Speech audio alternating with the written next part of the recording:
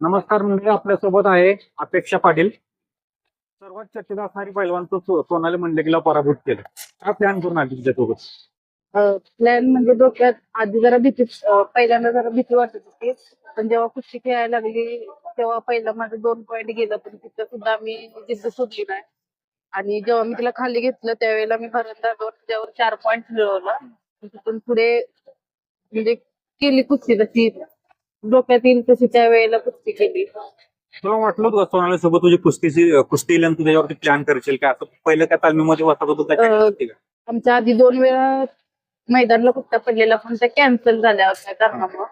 पण आता मला खूप छान वाटलं की मला तो चान्स भेटला की तिच्यासोबत खेळायचं, कारण खूप दिवसांपासून इच्छा होती तिच्यासोबत खेळायचं.